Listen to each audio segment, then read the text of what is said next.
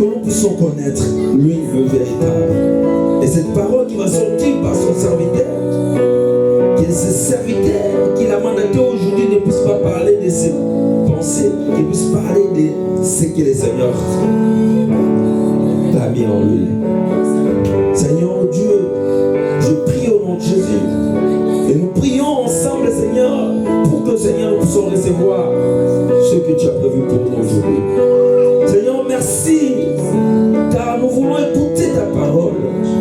C'est vrai dans la parole que la Bible dit que l'homme ne vivra pas de pain seulement, mais de toutes paroles qui sont de ta bouche. Or, dans ta parole, c'est poussé par l'Esprit que les hommes ont parlé de ta part. Et voilà ta bouche autorisée aujourd'hui. Oint, Seigneur, cette bouche. Oint ton serviteur. Révérend pasteur, Seigneur Dieu Tout-Puissant. Amen. Qui vient avec la cruche d'eau pour déverser sur nous. Nous attendons, Seigneur Dieu Tout-Puissant, et nous voulons les recevoir. Dans le nom de Jésus, j'appelle l'homme de Dieu. Nous acclamons pour le Seigneur au nom de Jésus-Christ Nazareth. Que le Seigneur bénisse son serviteur.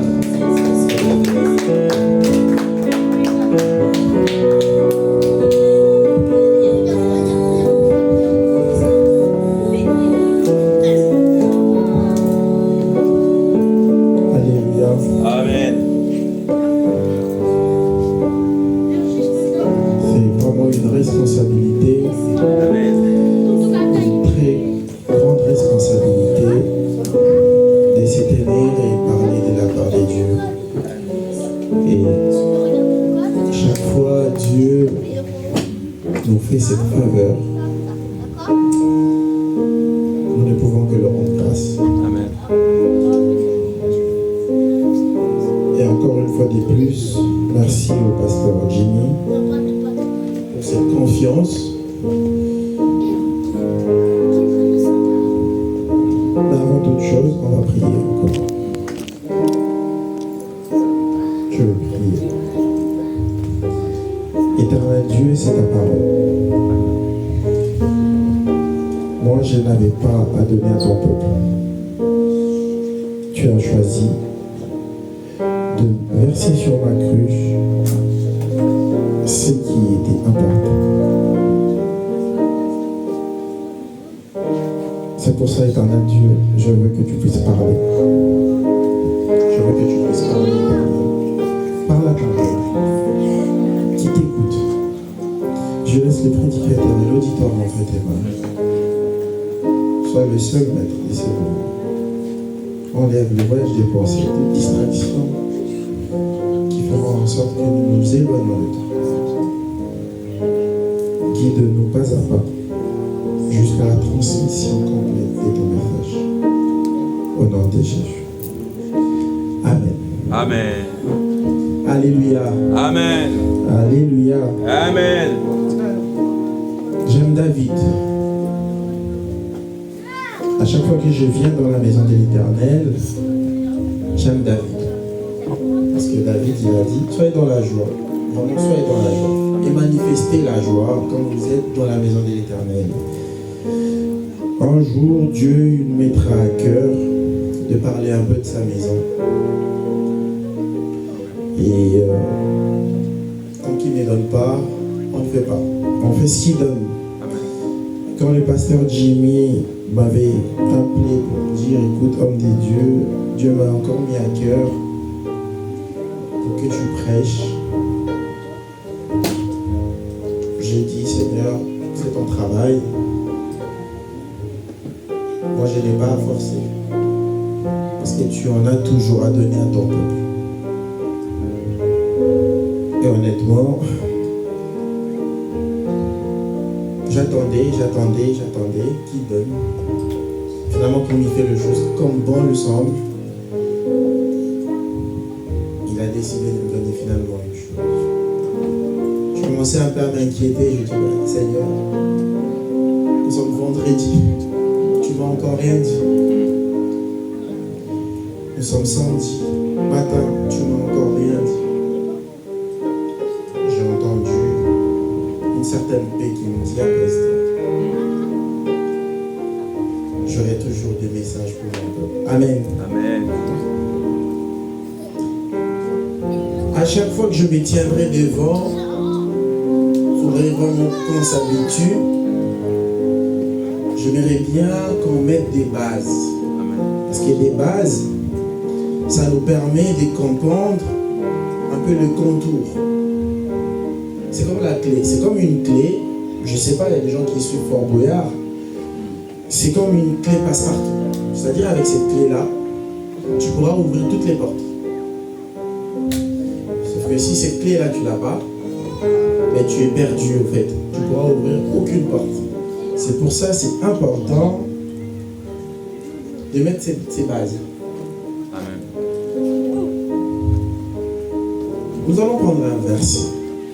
Parce que il y a des gens qui suivent l'actualité. Mais j'étais en train de... Je vous ai dit, jusqu'à samedi, j'avais rien. J'étais en train de suivre la télé. Finalement, j'ai vu Israël. L'histoire d'Israël avec la Palestine. Puis j'ai dit, tiens, ça c'est intéressant ça. Et c'était un message. Sans plus tarder, on va gagner du temps. On va prendre le livre des Deutéronomes. On va prendre le livre des Deutéronomes.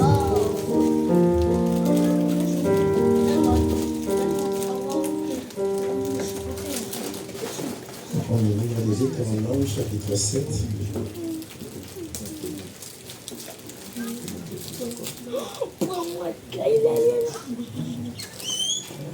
Deutéronome, chapitre 7.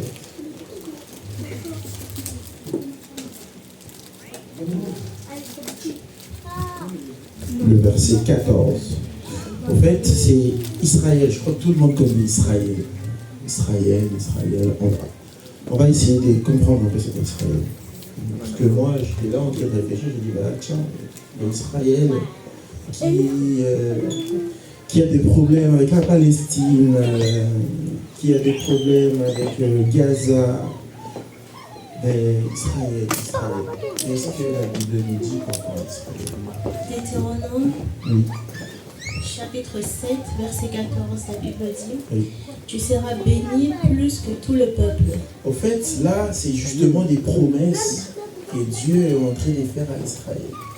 Et Dieu, il en a fait beaucoup de promesses à Israël. Il en a fait depuis Abraham, il en a fait Isaac, il en a fait à Jacob. Il a fait beaucoup de promesses à Israël. Et oui, il disait quoi?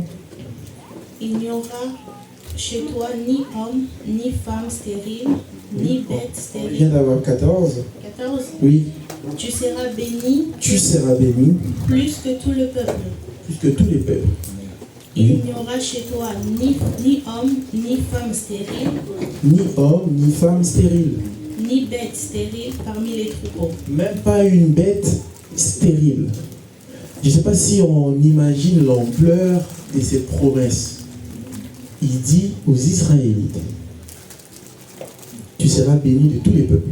C'est-à-dire aujourd'hui, quand on regarde tout le peuple, on ne doit pas trouver un peuple qui est plus béni qu'Israël. On est en train de mettre des bases. Je dis les bases, c'est la clé. Si on loupe les bases, ça y est, on est perdu. Et dans mon bateau, j'aime toujours embarquer tout le monde. C'est pour ça qu'il faut être attentif. C'est-à-dire, il dit à Israël, tu seras béni de tous les peuples. Tiens, je dis, voilà, ok. Et puis il dit, il n'y aura ni homme, ni femme stérile, même pas une bête stérile. C'est-à-dire que, après moi je me suis dit, est-ce que c'est vraiment ce qui se passe physiquement aujourd'hui en Israël? Et quand je regarde Israël, bizarrement, je me suis rendu compte qu'un pays comme la Suisse, un pays comme la Norvège, c'est un pays où il n'y a jamais eu des tirs de balles, il n'y a jamais eu des guerres. Et une paix. Mais quand je regarde Israël, que Dieu a béni, je vois, ça n'arrête pas de bombarder. Ça réveillait mon esprit, j'ai dit, mais un peuple béni. Parce qu'une nation, c'est l'ensemble d'un peuple. C'est-à-dire que pour qu'on dise qu'il y a une nation, il faut qu'il y ait un peuple. Et quand je regarde Israël, je vois il y a des bombardements partout, j'entends il y a des guerres, j'entends il y a... Et en fait, c'est un pays qui est trop attaqué, hein. Il a beaucoup des ennemis. Il a la Palestine derrière son dos, il a Gaza, il a la Jordanie, il a le Yémen, il a la Syrie. C'est tout le temps, ça crépite de partout à tout le monde. À tel point que Israël, c'est obligatoire de faire le service militaire à tous les peuples. C'est parmi le peuple où tout le monde sont obligés d'aller faire le service militaire. Parce qu'ils se sentent à tout moment en insécurité.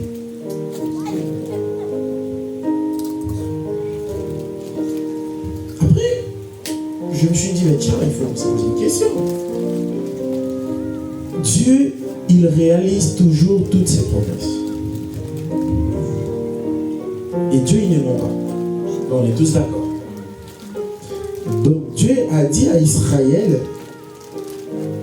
tu seras béni de tout le peuple.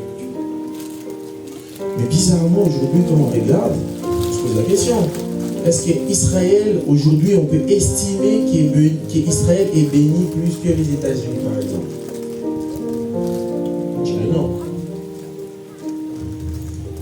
Peut-être même pas encore la France. Mais est-ce que la promesse de Dieu a-t-il une place? Ou est-ce que Dieu y parle d'autre chose? Parce que même Dieu il nous demande, il dit il faut sonder les esprits. C'est-à-dire que quand lui il parle, est-ce que il a cette même pensée que nous? Est-ce que lui quand il dit Israël, est-ce qu'il est vraiment en train de voir le pays d'Israël ou il est en train de parler d'autre chose? C'est ça la question qu'il faut se poser.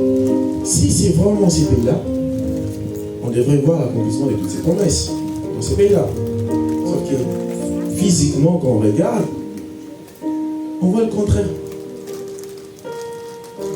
Et du coup, on se dit, peut-être c'est pas ça. Peut-être que Dieu a un langage qu'il faudra comprendre.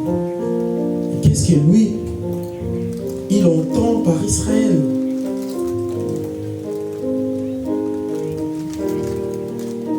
On sait que Dieu, ça c'est inévitable. Dieu, quand il promet quelque chose, il le réalise. On a même chanté, hein, Dieu est capable de faire tout ce qu'il dit. Il accomplit tout ce qu'il promet.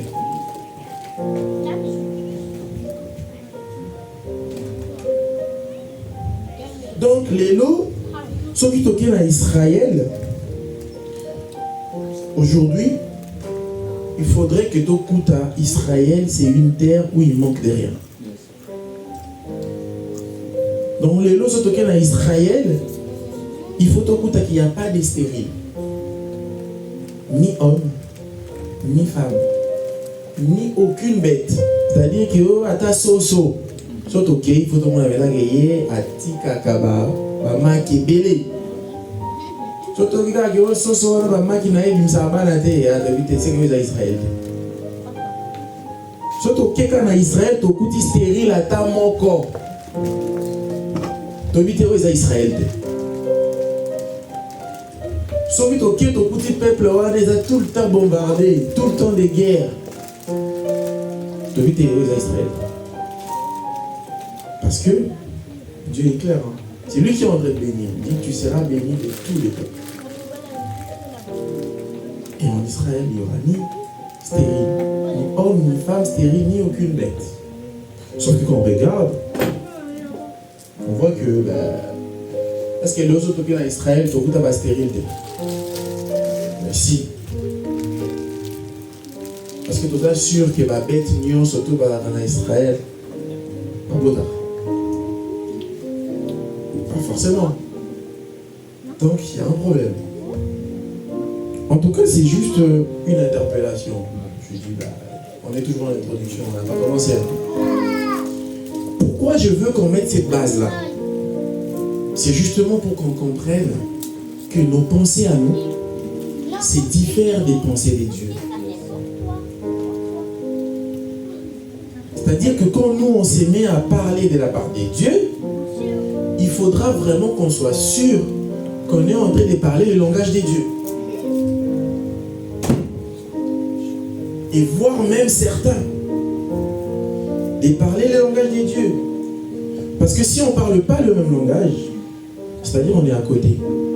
C'est-à-dire nous, on est en train de dire X, ou Dieu est en train de dire X, mais nous, on est en train de penser Y. Et ça, c'est très dangereux. Parce qu'on va se détourner du plan de Dieu. Donc, du coup, on va essayer de lire. Parce que, je l'avais dit, hein, il faudra toujours associer ce que je dis. Il faut vraiment être plus que les disciples des bérets. Les disciples des bérets, on connaît, eux, ils partent vérifier à chaque fois tout ce qu'on leur disait, si c'était mal. On va prendre Ésaïe 55, 8. Ésaïe 55, 8.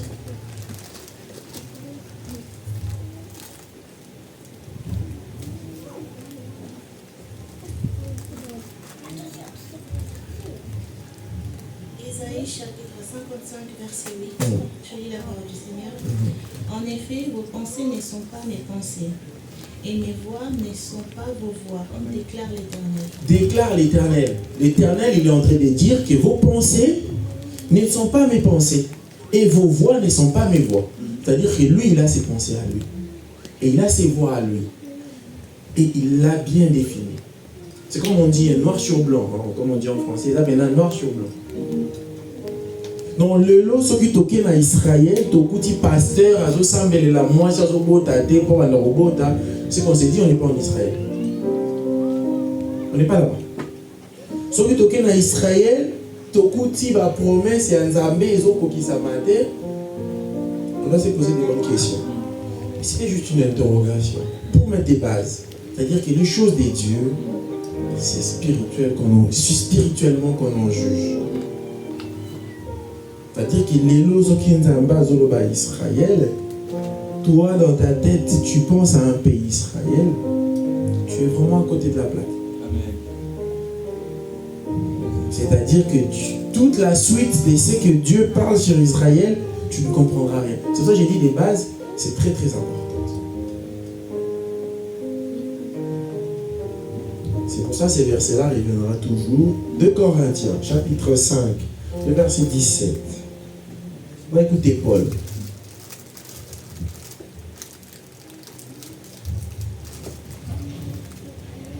Dans 2 Corinthiens, On va écouter ce que Paul dit. Paul, il précise clairement. Et à chaque fois que je me tiendrai debout, et je mettrai des bases avant de commencer une prédication, ces versets-là, vous l'entendrez souvent. C'est ces versets qui illustrent parfaitement que quand on parle des dieux, dans quelle posture on doit avoir. Oui. 2 Corinthiens chapitre 5, oui. verset 16. Mm. La Bible dit: Ainsi, désormais, nous ne percevons plus personne de manière humaine. Et si nous avons connu Christ de manière purement humaine, maintenant, nous le connaissons plus ainsi. Voilà. C'est-à-dire que cette parole reviendra toujours. C'est-à-dire même Christ, pour vous montrer les degrés de choses. Et Paul, il cite même Christ. Il dit désormais, pour d'autres versions, nous ne connaissons plus personne selon la chair. Désormais. Donc désormais, c'est à partir de l'heure où Paul était en train de parler. Et à partir de cette heure-là, jusqu'à aujourd'hui, nous ne devons plus percevoir quelqu'un de façon humaine. C'est-à-dire que si on ne te perçoit pas de façon humaine, c'est-à-dire que le contraire de la chair, c'est l'esprit. Le contraire de l'humain, c'est l'esprit. C'est-à-dire que si on ne te perçoit plus selon cette chair, selon cette façon humaine, on doit trouver en toi autre chose. Et la Bible dit, en réalité, dans l'homme, c'est l'esprit. Parce que Dieu, lui-même étant esprit, a besoin de ton esprit. Et il a dit la chair ne sert de rien. C'est l'esprit qui vivifie. Donc, c'est-à-dire l'esprit est ce que Dieu il veut. Et Paul a bien précisé, il dit même Christ, c'est-à-dire pour vous montrer même le Maître lui-même. Christ, nous ne les connaissons plus selon la chair. C'est-à-dire si dans ta tête, quand on parlait de Christ, tu voyais une personne qui a été pendue sur la croix, une personne qui a porté un blouson, je sais pas, une personne qui avait des sandales. C'est vrai, ça a existé. C'est vrai, l'histoire a eu lieu. Mais sauf que nous ne devions pas rester dans la chair. Nous devions faire une mutation. Nous devons quitter de la chair vers l'esprit. Pourquoi? Parce que la chair tue. Et l'esprit vivifie. Et il faut chercher l'esprit. Il faut chercher l'esprit de la lettre. C'est-à-dire que quand on est en train de dire A dans la Bible, quel est l'esprit de la lettre? C'est comme pour les écrivains. Un écrivain, il peut écrire, il écrit. Mais quand tu es lecteur, pour ceux qui aiment lire, tu dois chercher la pensée, l'esprit de l'écrivain. Qu'est-ce qu'il voulait dire? C'est ça l'esprit des textes. Sinon, tu liras ça comme n'importe quel bouquin de maternelle ou des CD. C'est-à-dire, il faut chercher à creuser, comprendre quelle était la pensée, l'esprit de l'écrivain. Donc, à retenir que quand on tourne tout autour de la parole de Dieu, nous ne devons pas oublier que nous sommes en face des choses spirituelles. Nous ne devons pas l'oublier. Parce que après, c'est vrai, la chair tue. La chair tue. Et si vous voulez qu'on démontre, oui, on va démontrer que la chair tue. Mais ce n'est pas ça notre sujet. C'était juste l'introduction pour mettre des bases.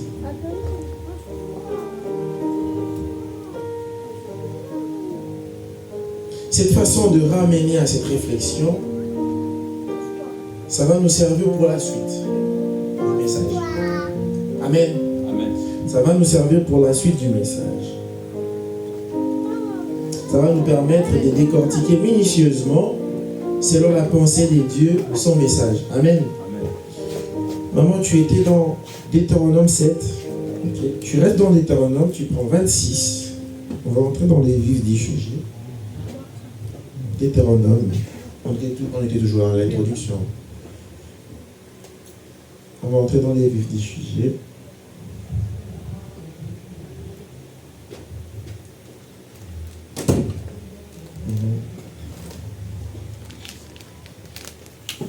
Deutéronome, chapitre 26, le verset 9.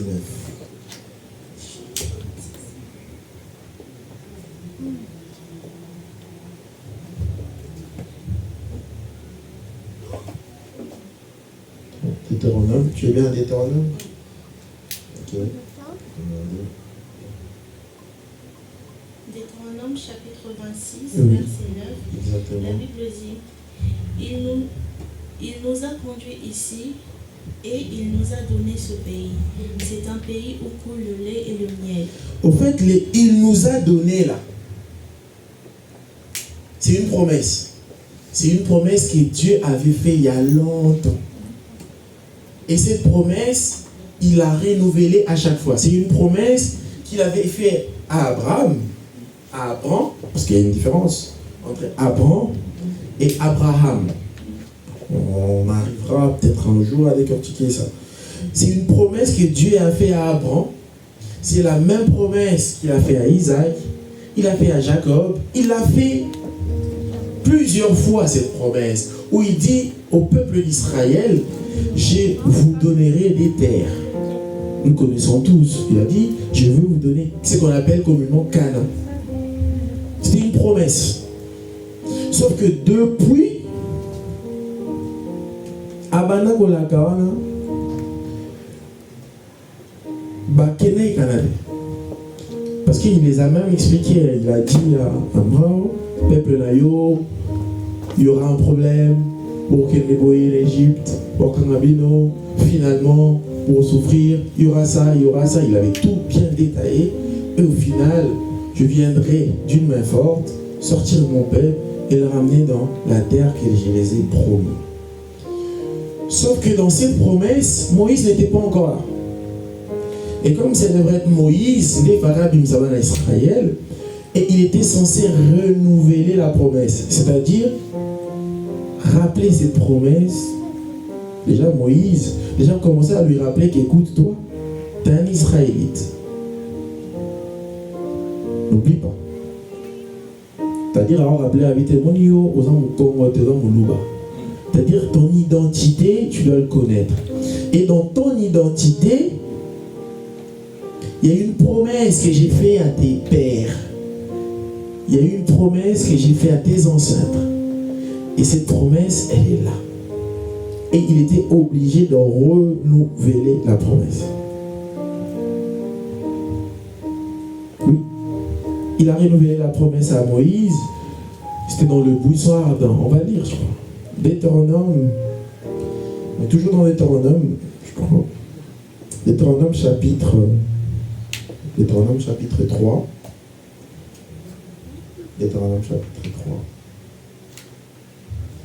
On va se comprendre. C'est-à-dire on est en train d'aller tout doucement pour comprendre le message de Dieu. Amen. Amen. Deutéronome, toujours, chapitre 3. Oui. Le verset, prends-moi, 7. Deutéronome chapitre 3, verset 7. Oui. Je lis la parole du Seigneur. Mais nous avons pillé pour nous tout le bétail et les butins. Prends 8. On va tout de suite à 8. C'est ainsi qu'à cette époque-là, C'est ainsi qu'à cette époque-là, oui, nous avons pris aux deux rois des Amoréens le pays qui est situé de l'autre côté du Jourdain, c'est ça, le pays situé de l'autre côté du Jourdain, c'est ça le Canaan, oui, et qui s'étend du torrent de la No oui. jusqu'au mont Hermon. Voilà. Au fait, c'est là où il y a eu la rencontre. Dans ces buissons, vous pouvez lire. Dieu est venu rencontrer Moïse pour lui rappeler son identité, déjà, et ensuite pour lui donner la promesse qu'il a déjà autrefois faite à ses pères. Pour qu'il en prenne connaissance et il sache quelle est la mission que Dieu veut accomplir avec lui pour le peuple d'Israël.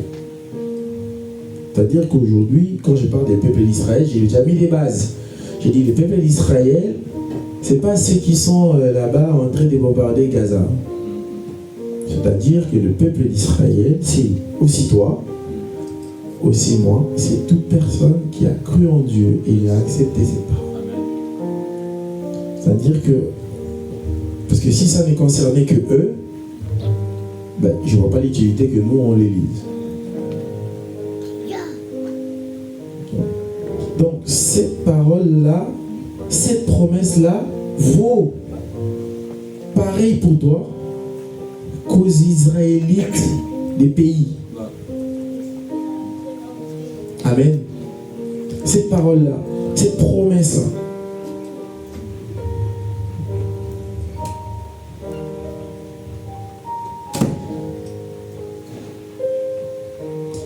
Mais sauf que le problème, Dieu, il veut accomplir sa promesse. Dieu, il veut te bénir. Et il va te bénir. Parce qu'il en a la possibilité. L'illimité. Mais il y a des procédures. Il y a des schémas à suivre. Il y a la façon de faire. Et c'est ce que Dieu, il voulait déjà pour commencer, mettre des bases. Mettre des bases avec Moïse. On lui remplit la promesse et ensuite pour lui dire quel est le schéma qu'il devrait normalement suivre. Amen.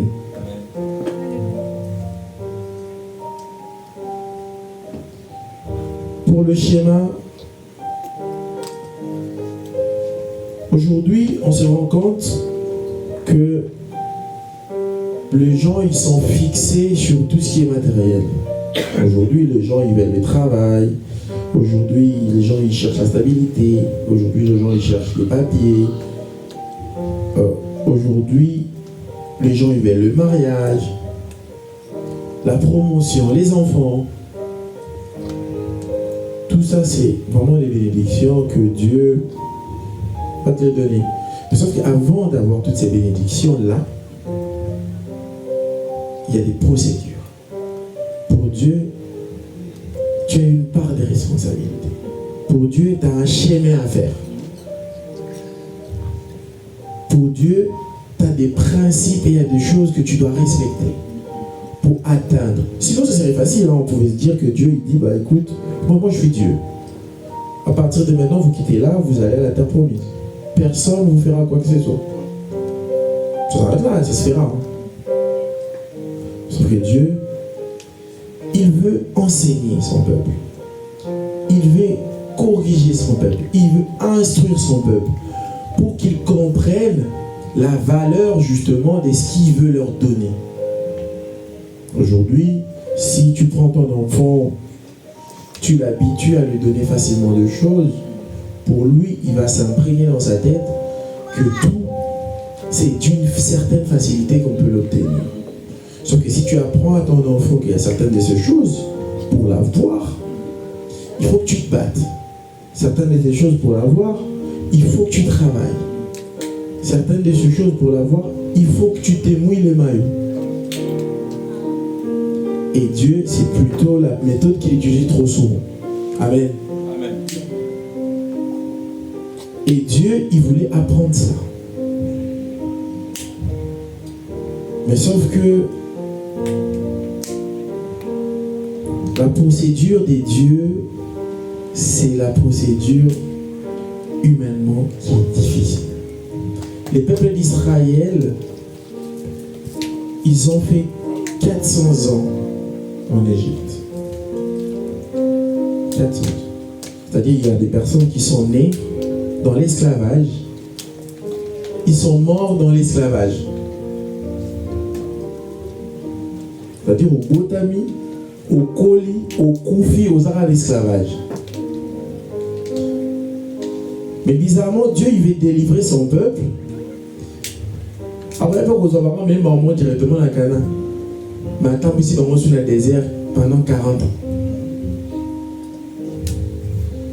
Attends, ici, vraiment pendant 40 ans. Et pendant les 40 années, voilà. À l'oboli, on a beaucoup de pharaon. A commis au tambour là et il commence à les enseigner, les instruire, les corriger, les punir dans les 40 années. Mais on va prendre 2 Timothée 3,16. On va lire la Bible. Et Dieu a mis à leur portée Moïse pour les instruire, pour les corriger, pour les éduquer. Et pendant cette marche-là, il avait des méthodes à faire. Et il a même changé des méthodes en cours. 2 Timothée chapitre 3 verset 16. Oui. La Bible dit, Oui. toute l'écriture est inspirée des dieux On dit toute l'écriture est inspirée des dieux. et utile pour enseigner, Utile pour enseigner, pour convaincre, pour convaincre, pour corriger, pour instruire dans la justice. pour instruire dans la justice. C'est le travail que Dieu a fait avec eux. Il les a éduqués. Il a fait le travail de le convaincre. C'est-à-dire qu'il arrive à un moment où il ne croyait plus en Dieu. Et Dieu, il était obligé de faire des miracles pour les convaincre. Et Dieu, il était obligé des fois de frapper pour les convaincre que c'est lui qui est en train d'agir. Les instruire dans la justice. Parce que la terre où ils devraient aller, ce n'était pas une terre qui était donnée à n'importe qui. C'était une terre qui devrait être héritée. Israël que tu es, mais tu devrais avoir des bases, des préceptes pour habiter dans cette terre-là. Et c'est vraiment le 40 ans de chemin qu'il a pris le temps de les enseigner. Ils se sont tournés face des dieux, ils se sont retournés vers Dieu, ils sont revenus vers Dieu. Et Dieu a pris 40 ans, après 400 ans de souffrance, il leur a infligé encore 40 ans dans le désert. C'est-à-dire que là, tu peux hériter ce que Dieu a promis pour toi, mais n'oublie pas, il y a du chemin à faire. Amen. Amen. Tu as du chemin à faire avec Dieu. Et pendant ces temps-là, Dieu, pendant que tu fais le chemin avec lui, ce qui est bien, c'est que pendant que tu marches avec lui, il t'apprend des choses. Et quand tu arrives à saisir ce qu'il t'a promis, tu es déjà mûr. Amen. Tu es déjà formé. Tu es déjà instruit. Tu es déjà corrigé. Et c'est ce qu'il veut. Parce que ce qui est de lui, il ne donne pas ça à n'importe qui. Il dit, je vous donne d'abord du lait parce que vous êtes des enfants. Quand vous allez grandir, je vais vous donner des choses, de la nourriture solide. C'est-à-dire que Dieu, avec lui, il y a un processus à faire. C'est-à-dire aujourd'hui, tu peux être spirituel, mais tu marches avec Dieu. Et au fur et à mesure que tu marches avec lui, tu grandis. Et quand tu grandis, tu comprends mieux Dieu et il se révèle en toi. C'est pour cela quand on parlera des dieux, toi, tout de suite, tu capteras le message. Parce que tu n'es pas resté dans la chair.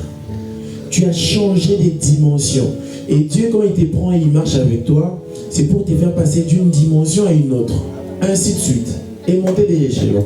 Aujourd'hui, tout ce qu'on voit des occultistes, tout ce qu'on sait des étapes, mais ils n'ont pas inventé. Ils ont juste copié, en fait. Parce qu'ils ont compris qu'on ne peut pas te parachuter. Aussi vite quand tu as parachuté, aussi vite tu vas tomber. Mais si tu as été préparé, c'est-à-dire tu as grimpé. Aujourd'hui, par exemple, on te prend, on te dit, ok, tu n'as jamais étudié, on te dit, tu deviens président de la République. Mais tu deviens président de la République. Ça, il n'y a pas de souci. Mais le seul problème, c'est que tout le monde verra que toi, tu n'as pas été préparé. C'est automatique. On verra que tu n'as pas été préparé. Même si on veut bien beau le maquiller, ça se verra que lui, il a été parachuté. Et quelqu'un qui a été préparé, ça se voit aussi. Et c'est ça la méthode de Dieu. Parce que Dieu, il prépare. Dieu, il a préparé Abraham. Il dit à Abraham, quitte dans ton pays et va dans les pays que je t'indiquerai. Et Abraham, il a obéi. Il a obéi. Et il a commencé à marcher avec lui. Jusqu'à faire de lui le père d'une multitude de nations. Il n'a pas appris et il habite directement là-bas. Il n'y a personne, il n'y a aucune personne que Dieu a parachuté. Même pas son fils. Et il faudra aimer, par contre, marcher avec lui.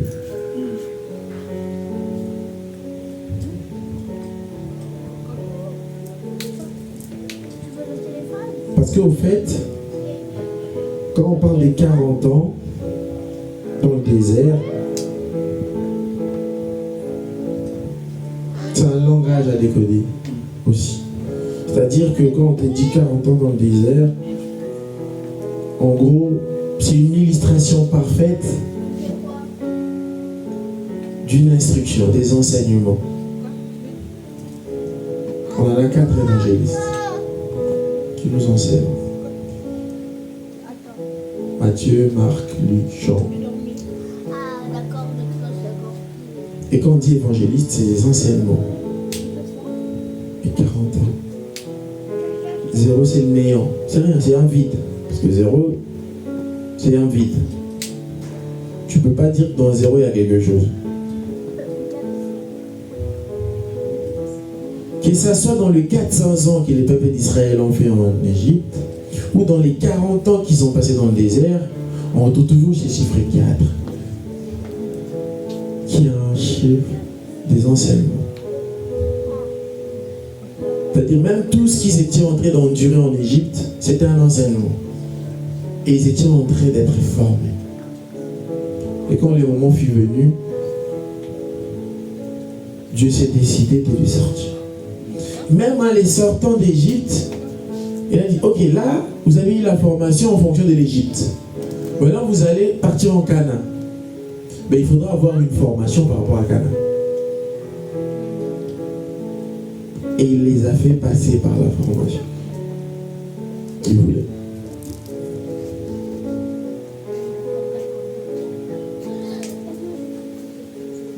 Israël aujourd'hui, c'est toi et moi. Et Dieu, il veut qu'on hérite du paradis. Et Dieu, il veut que nous accédons à la terre promise, à ses promesses, que nous palpons, que nous touchons toutes les promesses.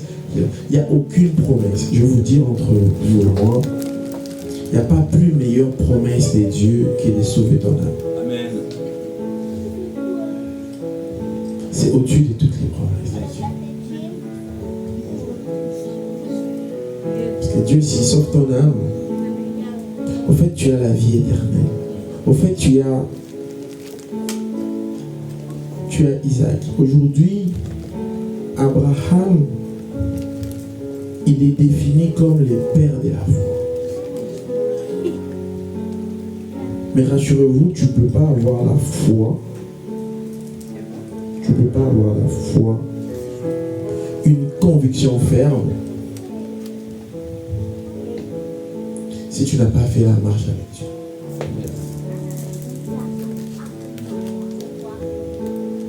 C'est-à-dire, tu dois vraiment passer par des chemins tortueux et voir la grandeur de Dieu et de saisir et de croire. Le peuple d'Israël,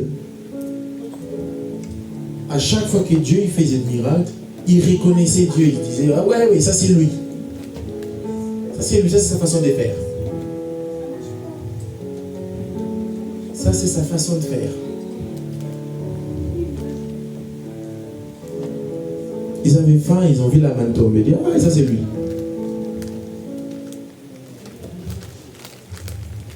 Ils arrivent devant le Jourdain et ça se divise en deux. Ils disent, ouais, ça c'est lui.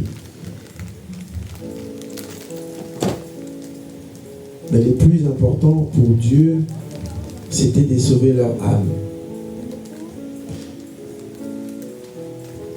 D'une et des deux, d'accomplir la promesse qu'il avait faite à leur père, qu'il leur ramènerait à la terre qu'il avait réservée pour eux.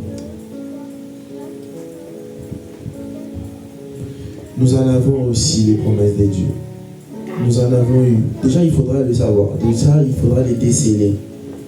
Aujourd'hui, tu t'aimais à dire, ben, écoute Dieu, moi je ne vois pas ta main. Mais est-ce que tu connais déjà ce qu'il t'a promis? Parce qu'il faut commencer par là. Qu'est-ce que tu m'as promis? Il dit, j'ai des projets de bonheur et non des malheurs pour vous. Oui, mais c'est quoi ces projets de bonheur? C'est en fonction de cette détection que tu pourras finalement identifier si c'est que j'essaie de ce qu'il m'a promis et ce que je vois se réaliser, ça concorde.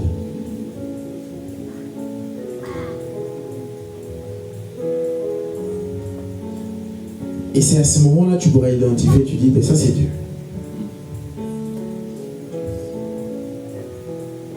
Aujourd'hui, nous n'entendons plus Dieu.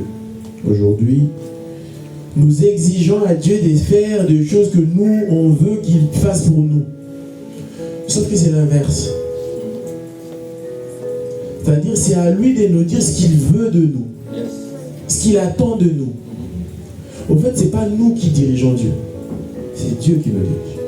C'est Dieu qui nous commande. C'est Dieu qui nous donne des instructions. C'est Dieu qui sait d'où il nous prend et vers où il veut nous amener. Et si nous, humains que nous sommes, nous voulons imposer des choses à Dieu, c'est pour ça qu'on se déroute. C'est pour ça qu'au final on dit, il ne fait rien. Parce qu'en fait, toi, tu es déjà dans une position d'attente. Tu es déjà dans une position d'attente. Tu dis, ben moi j'attends ça. Pour que je croie qu'il existe, il faut que je vois ça. Sauf que lui, il dit, moi je vais me manifester de cette façon-là chez toi.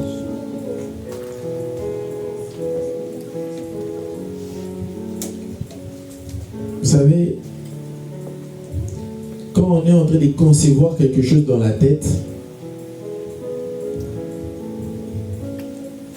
c'est un désir. C'est une grossesse au fait. C'est-à-dire un désir qu'on est en train de concevoir dans notre tête. Le problème, c'est que quand tu es déjà dans une position d'un certain désir et que tu vois les choses aller à l'encontre de ce que toi tu veux, tout de suite tu es irrité. Tu es irrité.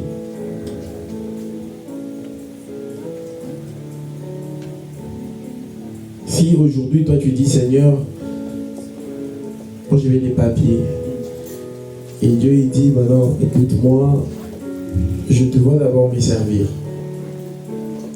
Tout de suite tu es irrité au fait parce que après un moment tu dis bah non c'est la boue, bah non c'est la coupe, il est l'eau, au fait parce que tu es déjà dans une position d'attente de quelque chose. Mais cette chose que tu attends, c'est une chose que toi tu désires.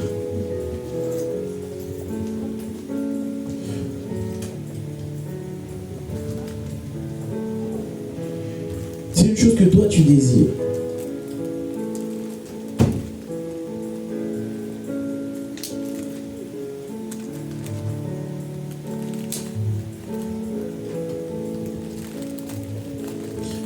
Maman, prends-nous Psaume chapitre 37, 4 à 5.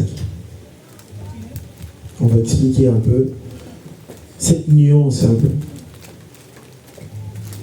Psaume de David, chapitre 37, 4 à 5.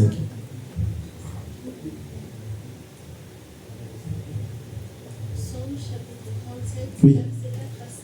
Oui. La Bible dit, fais de l'Éternel tes délices, et il te donnera ce que ton cœur désire. La Bible dit fais de l'Éternel tes délices. C'est-à-dire, la Bible ne dit pas fais de l'Éternel tes désirs à toi, ce que tu veux. Non, c'est-à-dire que l'Éternel lui-même doit être tes délices. Tu fais de lui tes délices. C'est-à-dire que tout ce que lui veut que tu fasses, ben c'est ce que tu vas faire. Et quand tu fais ce que lui veut que tu fasses, c'est que comme ça, lui va te donner quoi? Oui, on continue. Recommande ton sort à l'Éternel. Oui. Mets ta confiance en lui et il agira. Ouais. C'est-à-dire que pour que lui il agit, toi tu dois d'abord faire de lui tes délices, c'est-à-dire faire tout ce que lui il veut que tu fasses, tout ce que lui te demande. C'est-à-dire que tes délices, c'est en quelque sorte ton désir. Et la Bible veut que ton désir soit d'abord l'Éternel. La Bible veut que ton désir soit d'abord ce que lui te demande de faire. La Bible veut que ton désir, au lieu que ça soit une maison, que ça soit d'abord d'arrêter de pécher. Parce que c'est ce que lui il veut.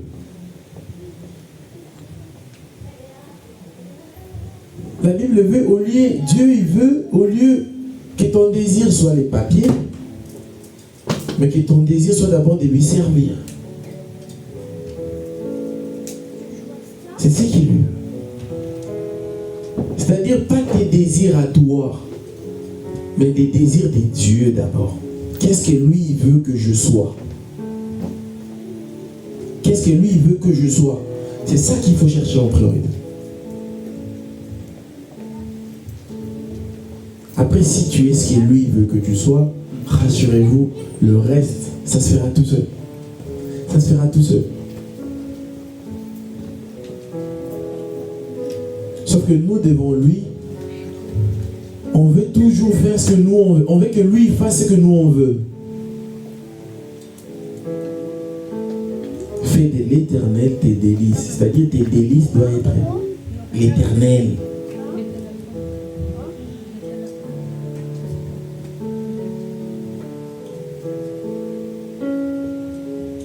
Et l'Éternel,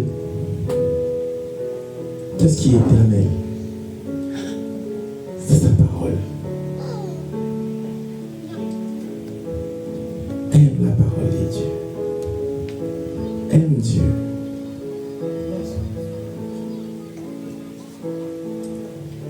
Et après lui, il va s'occuper de toi. Aujourd'hui, nous aimons. On estime Dieu, aimer Dieu. Mais nous nous aimons plus que aimer Dieu. Nous nous aimons plus. C'est-à-dire aujourd'hui, servir Dieu devient un corvée, devient une punition. Les gens ils préfèrent plus gagner vite. Les gens ils préfèrent plus. Limite, servir Dieu devient une perte de temps. Les gens ils préfèrent rester longtemps sur TikTok, sur les réseaux sociaux, que de rester dans les affaires des dieux. On préfère aujourd'hui. C'est-à-dire aujourd'hui, si on met sur une balance les affaires des dieux et les affaires de l'homme, la balance va s'épancher beaucoup plus du côté des affaires de l'homme. Parce qu'on les priorise plus Dieu. Mais quand on a un problème, on revient vers lui pour dire, mais Dieu, tu m'as abandonné. Mais est-ce que tu avais déjà fait de lui tes délices? Est-ce que tu avais déjà mis en priorité les affaires de Dieu avant tes affaires? Et même quand tu viens lui dire qu'il t'a abandonné, c'est toujours pour tes intérêts. C'est-à-dire ce que tu voulais là, c'est pas fait. Et du coup, comme c'est ce que tu désirais ardemment, et tu es venu dire qu'il t'a abandonné. Est-ce qu'il t'a abandonné dans ce que toi tu voulais, ou il t'a abandonné dans ce que lui il voulait? C'est la question qu'il faut se poser. Est-ce qu'il t'a abandonné dans ce que toi tu voulais, ou il t'a abandonné dans ce que lui il voulait? Parce que si c'est dans ce que lui il voulait, il t'abandonnera jamais. Mais si c'est ce que toi tu voulais, et que ce que toi tu voulais ne corrobore pas avec ce que lui il voulait, il veut de toi, mais du coup il va te regarder. Il va te regarder. Il va rien faire. Et le simple fait de ne rien faire, toi tu dis qu'il t'a abandonné. Non, sauf que tu n'es pas juste dans sa vision. Tu n'es pas dans le cadre ou les critères. C'est ce que je disais tout à l'heure. Le chemin à faire. Tu n'es pas dans le bon chemin. Tu es à côté de la route. Tu es à côté du chemin. Et à chaque fois que tu t'écartes du chemin que Dieu a tracé pour toi, à chaque fois que tu t'écartes, tu auras toujours l'impression qu'il t'a abandonné. Non, lui, il ne t'a pas abandonné. C'est toi tu t'es écarté du chemin, tout simplement. Tu t'es écarté du chemin. Reste dans le schéma. Déjà, il faut savoir c'est quoi le schéma qu'il a tracé pour toi. C'est par là qu'il faut commencer. C'est-à-dire, si tu veux faire une bonne marche avec Dieu, il faut que tu lui poses des questions clés. Seigneur, qu'est-ce que tu attends de moi? Seigneur, où est-ce que tu veux que je sois? Qu'est-ce que tu veux que j'y fasse? Ce n'est que comme ça que tu auras avec précision ce qu'il attend de toi et tu sauras bien te positionner. Amen. Amen. Nous nous mettons en priorité ce que nous pensons et nous exigeons à Dieu de faire comme nous on est en train de penser. Sauf qu'on a dit tout à l'heure, il a dit vos pensées, c'est pas mes pensées. Et même le voix là que toi tu veux, là, c'est pas à lui. La voix que tu dois chercher, c'est sa voix à lui.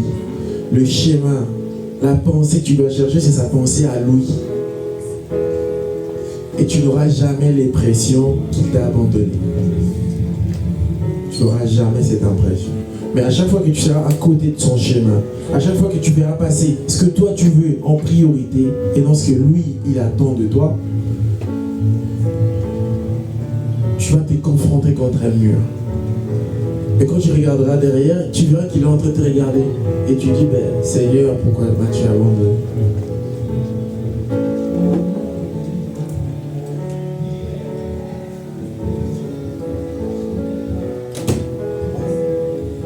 Abraham, il a obéi. On lui dit quitte, il quitte. Il ne pose pas de questions. On lui dit ramène Isaac, il ramène Isaac. C'est-à-dire, il commence d'abord par obéir, faire ce que Dieu il veut que tu fasses. S'il te dit A, tu fais. rassure-toi que tu ne vas même pas lui demander quelque chose. Il va prendre son temps. Nous allons atterrir. Là, les gens ils se disent, mais bon, c'est quoi le titre? C'est quoi le thème? Dieu, il n'est pas défini dans un thème. Dieu, il a un message. C'est-à-dire dans le message de Dieu, toi tu peux tirer X, l'autre il tire Y, l'autre il tire Z dans le même message. C'est-à-dire le thème, c'est toi qui définis. Tu définis le thème en fonction de ce que Dieu t'a parlé à toi. Je peux dire 10 choses, mais c'est la deuxième chose qui est à toi. Pour une autre personne, c'est la 5e chose. Pour une autre personne, c'est la 7e chose. Mais c'est ça ton thème du jour.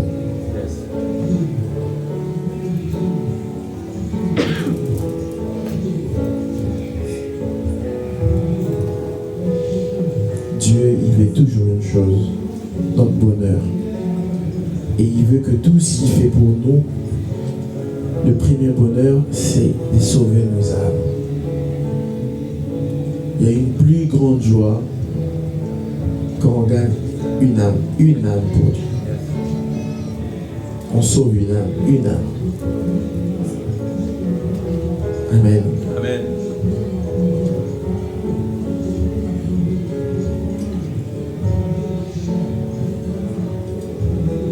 C'est pour cela qu'il nous corrige, il nous instruit pour que nous soyons propres devant lui. Nous allons prier. Nous allons demander à Dieu de nous aider. Nous allons demander à Dieu de nous aider. De nous aider à faire passer en priorité ses affaires à lui, ses demandes à lui, ses recommandations à lui, ses commandements à lui. Qu'est-ce que lui, il veut d'abord pour nous? Nous allons demander à Dieu. Nous allons nous rapprocher de lui avec toute humilité. Seigneur, qu'est-ce que tu veux de nous? Qu'est-ce que tu veux que moi je fasse? Où est-ce que tu veux que je me trouve pour que tu puisses me localiser? Nous allons prier, nous allons fermer les yeux, nous allons demander ça à Dieu. Nous allons prier. Éternel Dieu des gloires, toi qui es au-dessus de toutes choses, ta priorité c'est de nous sauver. Ta priorité c'est la vie éternelle. Tout le reste c'est éphémère. Tout est passager. Mais nos âmes c'est scrutin. Nous faisons passer souvent, éternel Dieu, nos propres désirs, nos propres envies, nos propres pensées en priorité. Et même nous, Israélites que nous sommes, nous nous détournons de toi. Nous détournons la face. Pourquoi? Parce que un certain désir n'a pas été réalisé. Mais ton désir, ton souhait pour nous est toujours meilleur. Nous demandons la force. Seigneur, la force de mettre en pratique tes recommandations. La force éternelle, Dieu, de te suivre. Toi d'abord et nous ensuite. Tes pensées d'abord et nos pensées ensuite. Tes voies d'abord. Tes instructions d'abord. Tes recommandations d'abord. Parce que tu sais où tu nous amènes. Tu sais le chemin qu'il faut pour nous. Avec toute humilité, nous te le demandons. Révèle-toi en nous. Parle-nous. Montre-nous le chemin. Dis-nous, parle-nous encore. Et ouvre-nous les oreilles afin que nous puissions t'écouter. Ce n'est que comme ça, éternel Dieu, que nous mettrons en place tes commandes. Ce n'est que comme ça, éternel Dieu, que nous n'allons pas nous égarer.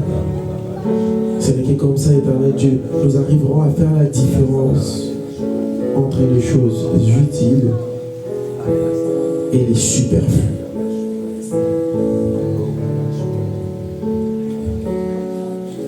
Merci pour ta parole.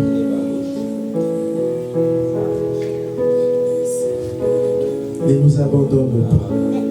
Continue à nous enseigner, à nous instruire pour que nous te ressemblions.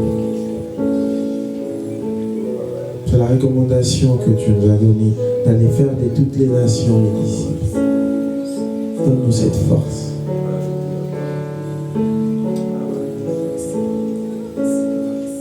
Merci pour ta parole. Au nom de Jésus.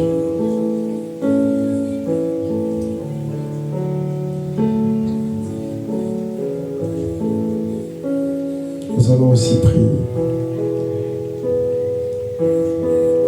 Nous allons demander pardon à Dieu de lui avoir imposé des choses, de lui avoir imposé nos désirs, de lui avoir imposé ce que nous on veut et non ce que lui il veut. C'est lui qui dirige, c'est pas nous qui les dirigeons. Et le simple fait de lui imposer des choses, nous allons le demander pardon. Prions. Éternel Dieu, nous venons vers toi pour te demander pardon pour toutes nos fautes. Ces côtés humains, éternel Dieu, nous fait oublier que toi tu es au-dessus de toutes choses. Et que c'est toi, éternel Dieu, qui coordonne toutes choses. Tu ne reçois des ordres des personnes. Tu fais ce qui te semble bon. Et ce qui te semble bon, c'est un bonheur pour nous. Parce que c'est ça tes promesses envers nous.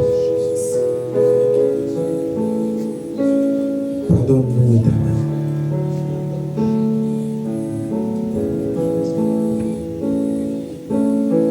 Et aide-nous, éternel Dieu, à te comprendre. À comprendre ce que tu mets pour nous. Afin que nous puissions, éternel Dieu de gloire, te saisir.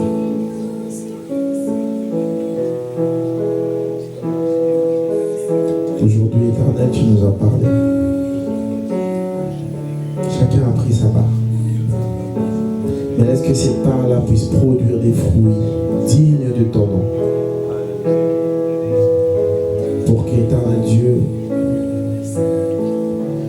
nous puissions être à ton image et à ta ressemblance. Et que nous ayons la stature parfaite, la stature que tu es. Aide-nous. Et nous avons témoigné de ta bonté. Au nom de Jésus. Amen. Amen. Gloire au Seigneur.